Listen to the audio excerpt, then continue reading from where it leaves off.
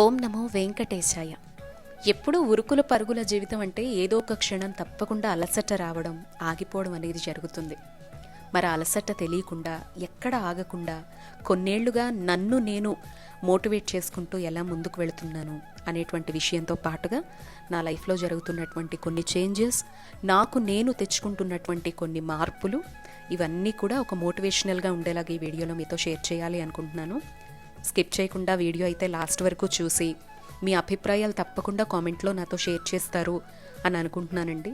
అలాగే first time ఎవరైతే మన ఛానల్ చూస్తున్నారో సబ్స్క్రైబ్ చేసుకోండి. మన వీడియో ఎవ్వరూ కూడా లైక్ చేయడం లేదు. మీరు ఎంత లైక్ చేస్తే అంత ఇందులో ఏదైనా ఒక్క విషయమైనా ఉపయోగపడే సమాచారం ఉంది అని అనుకుంటే నలుగురికి చేరుతుంది అనేటువంటి తపనలో భాగంగానే లైక్ ఇవ్వమని అడుగుతూ ఉన్నాను. మనకి 2.5 lakh వరకు సబ్స్క్రైబర్స్ ఉన్నా కూడా వ్యూస్ అనేవి రావడం చాలా కష్టంగా ఉంది.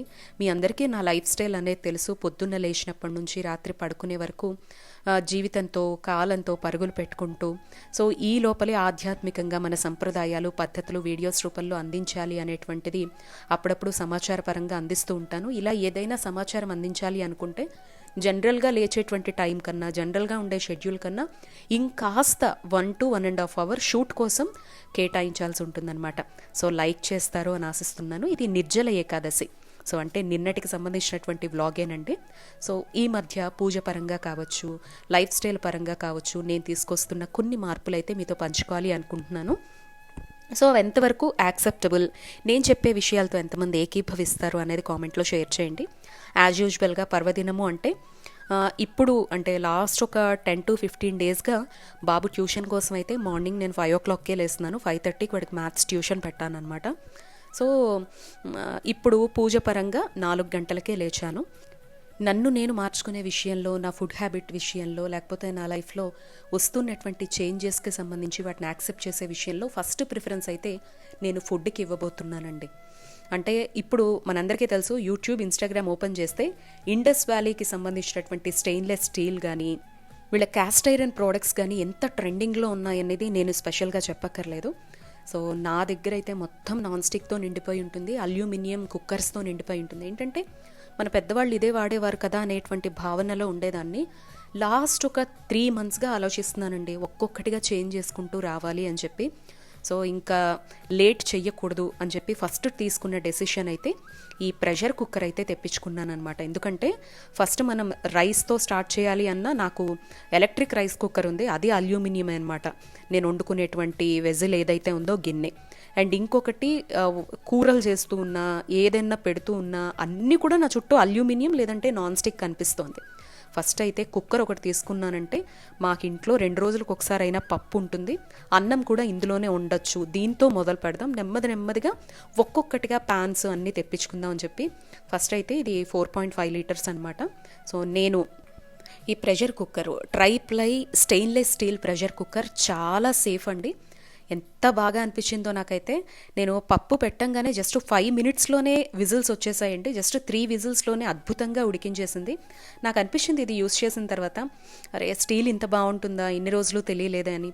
అల్యూమినియం అయినా, లేకపోతే మనం యూస్ చేసే కొన్ని నాన్ స్టిక్కి సంబంధించిన కుక్వేర్ అయినా అవి వెంటనే ఎఫెక్ట్ చూపించకపోవచ్చు, త్వరగా వాటితో పని అయిపోవచ్చు, వంటలైనా ఏదైనా నూనె తక్కువ పడుతుందని ఇదని అదని. కానీ అవి చాలా స్లో పాయిజన్స్ అండి. అందులో ఉండేటువంటి నాన్ స్టిక్ నెమ్మదిగా పోతూ ఉన్నా, అల్యూమినియం పోతూ ఉన్నా మనం నమ్మేవాళ్ళం కదా. మనందరికీ చిన్నప్పుడు చెప్పేవారు, బ్రిటిష్ వాళ్ళు భారతీయుల ఆరోగ్యం మీదే ఫస్ట్ దెబ్బ వేసేవారంట. వాళ్ళకి సంబంధించినటువంటి అల్యూమినియం ప్రోడక్ట్స్ని ఫస్ట్ తీసుకొచ్చి నెమ్మదిగా ఇది స్లో పాయిజన్గా వర్కౌట్ చేసి వీళ్ళందరి హెల్త్ పాడయ్యేలా చేసి మనల్ని ఆక్రమించుకోవాలని ప్రయత్నించేవారంట. సో అందుకే మన పెద్దవాళ్ళు అయినా కావచ్చు, ఎవరైనా అల్యూమినియం వాడకూడదు. ఇప్పుడు నాన్ స్టిక్ కూడా అంతే క్యాన్సర్ కారకం అవుతోంది. సో ఈ స్టెయిన్లెస్ స్టీల్లోకి చేంజ్ అవ్వాలి అనేటువంటి నిర్ణయంలో భాగంగా ఫస్ట్ అయితే నేను ఈ కుక్కర్లోకి అయితే వచ్చేసానండి. కుక్కర్ తెప్పించుకున్నాను, చాలా బాగుందండి. సో నేను తెప్పించుకున్నది అయితే 4.5 liters ట్రైప్లై ఇండస్ బాటమ్ ఉంటుంది. అంటే చాలామంది ఇప్పుడు ఇండక్షన్ స్టవ్స్ కూడా వాడుతున్నారు కదా, ఇండక్షన్ స్టవ్కి కూడా ఇది యూస్ఫుల్ అవుతుంది. 100% సేఫ్ అండి. ISI మార్కుతో ఉంటుంది. దీనికి 3 years వారంటీ కూడా ఇచ్చారు. చాలా చాలా బాగా అనిపించింది. మీకు ఎవరికైనా ఇంట్రెస్ట్ ఉంటే కనుక డీటెయిల్స్ అన్నీ కింద లింక్లో మెన్షన్ చేస్తున్నాను. పర్టికులర్గా ప్రజెంట్ అయితే ఆఫర్ నడుస్తోందండి.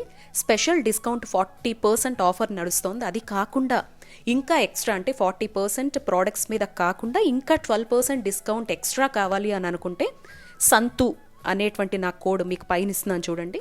సో ఈ కోడ్ని యూస్ చేస్తే కనుక మీకు ఇంకా ఎక్స్ట్రా 12% డిస్కౌంట్ వస్తుంది.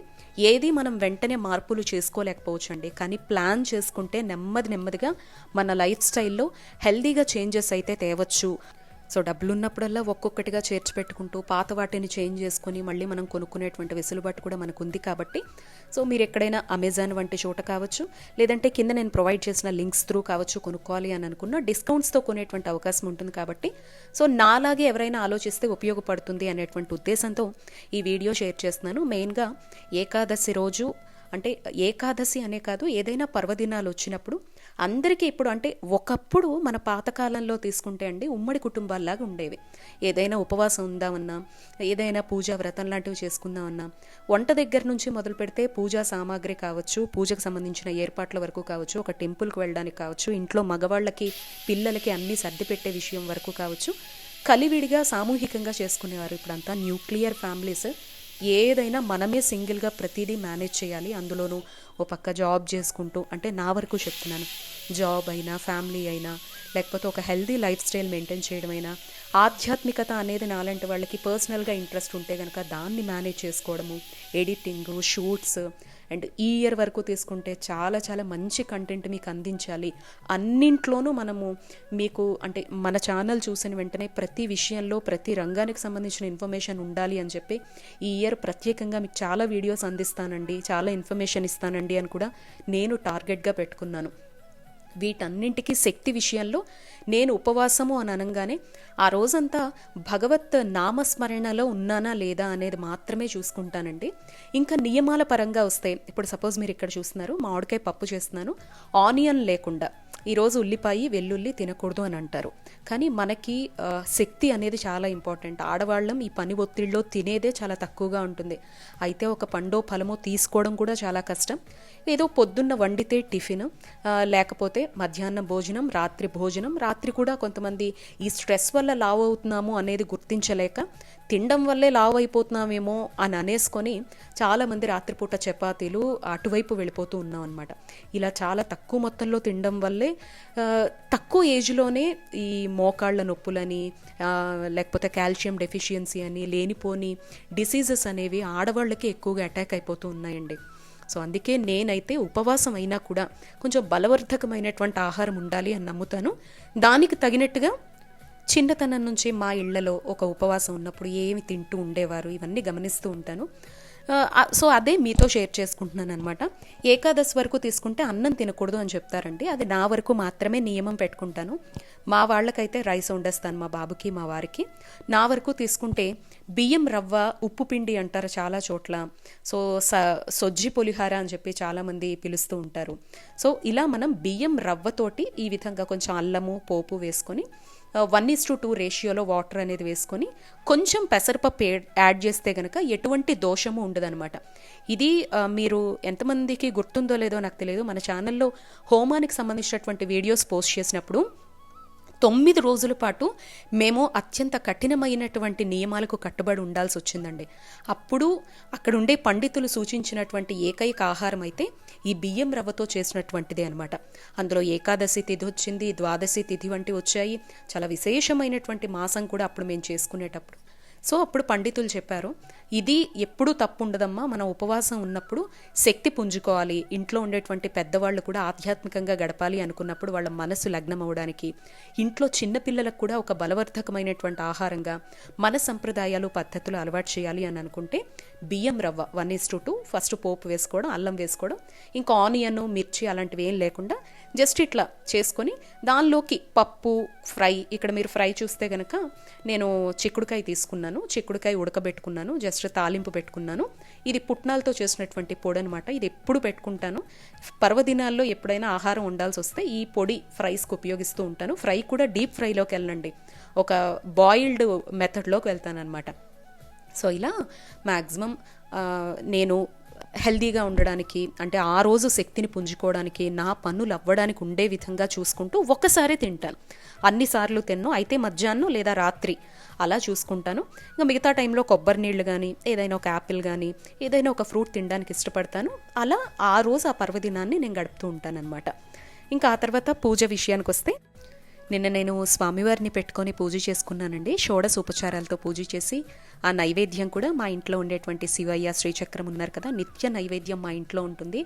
ఏ పదార్థాన్ని కూడా నేను రుచి చూడకుండానే పరిశుభ్రమైనటువంటి వస్త్రాలతో వండాల్సి వస్తుందన్నమాట. ప్రతిరోజు నేను ఏదైతే వండుతానో అదే నైవేద్యంగా పెడతాను. అండ్ మీరు చెప్పండి, ముందు ముందు మన ఛానల్ నుంచి డివోషనల్గా ఎటువంటి వీడియోస్ కోరుకుంటున్నారు? నాకైతే నోములు, వ్రతాలు ఇప్పటి వరకు అందించినటువంటివి అందించాలి అని మనసులో ఉంది. అంటే తెలుసుకోవాల్సినటువంటి సంప్రదాయాలు, నోములు చాలా ఉండిపోయాయి. అలా కోరుకుంటున్నారా? ఇంకా తెలుసుకోవాల్సినటువంటి టిప్స్ కానీ, పద్ధతులు కానీ తెలుసుకోవాలనుకుంటున్నారా? కింద నాకు తప్పకుండా కామెంట్ చేయండి. మీ మనసులో ఏవైనా పూజలు, వ్రతాలు ఉన్నా, రెమెడీస్ కావాలి అనుకున్నా నాతో షేర్ చేయండి. ఒక్కొక్కటిగా ప్లాన్ చేసుకుంటూ చక్కగా, మీకు తెలుసుగా మనకి ఆధ్యాత్మిక ప్రపంచంలో ఎంతోమంది గురువులు ఉన్నారు తెలిసినటువంటి వారు. వారి ద్వారా నాకు తెలిసినటువంటి చిన్నతనం నుండి ఉండే సమాచారం పరంగా మీకు వీడియోస్ అయితే తప్పకుండా షేర్ చేస్తాను. ఈ వీడియో ఫుల్గా స్కిప్ చేయకుండా చూసిన వాళ్ళు ఎవరైనా కూడా తప్పకుండా లైక్ చేసి, ఆధ్యాత్మికంగా మన ఛానల్ ద్వారా ఇప్పటి వరకు అందించినవి కాకుండా కొత్త సమాచారం ఏం కోరుకుంటున్నారు అనేది కనుక చెప్తే, ఇంకా మనకు ఆషాఢ ఏకాదశి వస్తోంది అనగా వ్రతాలు, పూజలు, పండగలు అన్నీ స్టార్ట్ అయిపోతాయి కదా. మీ అందరికీ ఇకపై ఆ విధమైనటువంటి సమాచారం ఇస్తాను. అంటే ఎప్పుడు ఇచ్చిందే ఇవ్వకుండా కొత్తగా మనం మన ఛానల్ ఒక గైడ్లా ఉండాలి అని నేను అనుకుంటున్నానండి. సో అందుకు మీ ప్రోత్సాహం, మీ కామెంట్స్, మీ లైక్స్ కూడా చాలా చాలా ఉపయోగం అండి. ఇలా అయితే నేను మార్నింగ్ అయితే యాక్చువల్లీ నేను 9 o'clock అంతా ఆఫీస్కి వెళ్ళాలి. మీరు ఇప్పటి వరకు చూసిన వీడియో మొత్తం కూడా పొద్దున్న 4కి మొదలు పెడితే 9 లోపల చేసినటువంటి వీడియో అనమాట ఇదంతా కూడా. నేను ఏది స్ట్రెస్ ఫీల్ అవునండి. ఒకదాని తర్వాత ఒకటి పని ఉంది అనేది ముందు రోజు అనుకుంటాను. సో రేపు పర్వదినం, ఇంకాస్త నేను శ్రద్ధ పెట్టాలి, 1 గంట ఎక్కువ మ్యాక్సిమం భగవంతుడి మీద ధ్యానించేలాగా చూసుకోవాలి అని అనుకుంటానన్నమాట. నెమ్మదిగానే ప్రశాంతంగా దైవనామస్మరణతోనే ప్రతిదీ చేసేసుకుంటూ ఉంటాను. ఏదో దేవుడి దగ్గర కూర్చుంటేనే పూజ అని అనుకోను. ముగ్గు వేస్తున్నప్పుడు ఒక నామస్మరణ, వంట చేస్తున్నప్పుడు ఒక విధమైనటువంటిది, బాబుకు సంబంధించినటువంటి చూసేటప్పుడు ఒక తల్లిగా, లేకపోతే నా ఆఫీస్కి వెళ్ళేటప్పుడు ఒక ప్రొఫెషన్ వైజ్గా, ఇలా ప్రతిదీ కూడా ఎక్కడ ఏది BA Roman in a Roman అంటారు చూడండి, అలా ఎక్కడ ఏ పని చేయాలో అక్కడ దాని మీద కాన్సన్ట్రేట్ చేస్తూ స్ట్రెస్ ఫీల్ అవ్వకుండా వెళ్ళిపోతానండి. మీకు ఇవన్నీ సాధ్యమైన ఒక్క రోజులో అని మీకు అనిపించవచ్చు. ప్రశాంతంగా విసుక్కోకుండా చేసుకుంటే మాత్రం, ఎందుకంటే మనం ఎంత అనుకున్నా ఇవి తప్పవండి.